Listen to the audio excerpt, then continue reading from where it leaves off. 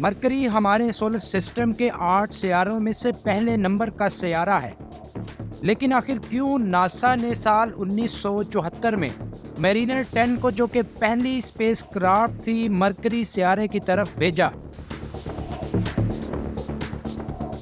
और 10 साल पहले ऐसी ही स्पेस क्राफ्ट को दोबारा मरकरी सियारे की तरफ क्यों भेजा गया? और आखिरकार क्या वजह है कि यूरोप और जापान की खलाई एजेंसीज मिलकर एक खलाई मिशन की तैयारी में मसरूफ़ हैं और साल 2025 में वो ऐसी ही 2 स्पेस क्राफ्ट मरकरी सियारे की तरफ भेजने जा रहे हैं? ऐसा इसलिए है कि मरकरी सियारे में एक ऐसा राज पोशीदा है जो कि आप ज़रूर जानना चाहेंगे। दोस्तों, आज की वीडियो में हम वही राज शेयर करेंगे जिसके लिए बड़े बड़े ममालिक की एजेंसीज मरकरी सियारे की तरफ स्पेस क्राफ्ट भेजने की तैयारी में मसरूफ़ हैं। तो बगैर वक्त ज़ाया किए वीडियो को शुरू करते हैं।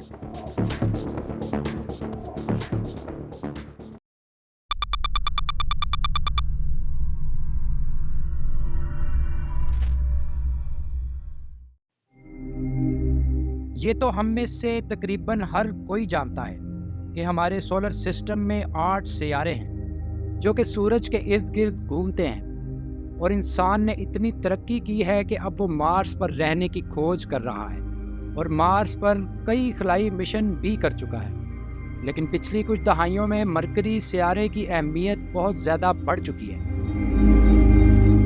अगर हम दुनिया की सतह को देखें तो इसकी बनावट तब्दील होती रहती है।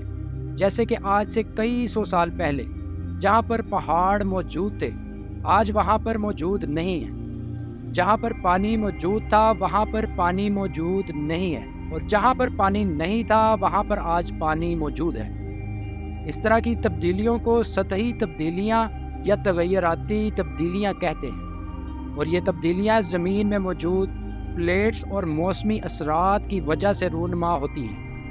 मैं उन्हीं प्लेट्स की बात कर रहा हूँ जिनकी वजह से हमें ज़लज़ला का सामना करना पड़ता है। लेकिन साइंसी तहकीक के मुताबिक मरकरी सियारे की सतह पर ऐसी कोई तब्दीलियाँ देखने को नहीं मिलेंगी, और जो हिस्सा जैसा है काफ़ी अरसे से उसकी वैसी ही साफ है। इस वजह से साइंस मरकरी सियारे को डेड वर्ल्ड भी कहती है, यानी मरकरी में प्लेट्स या मौसम जैसा कोई एलिमेंट मौजूद नहीं। लेकिन सूरज के करीब होने की वजह से मरकरी का दर्जा हरारत बहुत ही ज़्यादा शदीद होता है, और मरकरी सियारे का वो हिस्सा जो कि सूरज के सामने होता है, वहाँ पर दर्जा हरारत 800 डिग्री फ़ारेनहाइट तक पहुँच जाता है, जिसकी वजह से वहाँ पे ब्लास्ट होते हैं और उसकी सतह पर बड़े बड़े गड्ढे पड़ जाते हैं। लेकिन वो हिस्सा जो कि सूरज के सामने नहीं होता और वहाँ अंधेरा रहता है, उस हिस्से पर दर्जा हरारत -280 डिग्री तक नीचे गिर जाता है। मरकरी सियारे की रोटेशन इतनी कम है कि मरकरी सियारे की एक साइड को घूमकर दूसरी तरफ जाने में 58 दिन लगते हैं। इस वजह से इस सियारे के जो हिस्से अंधेरे में रहते हैं वो हिस्से शदीद ठंडे रहते हैं, मरकरी पर मौसमी और तगय्युराती तब्दीलियाँ ना होने के बाद। लेकिन वो राज जिसकी वजह से स्पेस एजेंसीज इस पर जाने की तैयारी कर रही हैं, वो राज इस सियारे की अपनी मैग्नेटिक फील्ड्स हैं।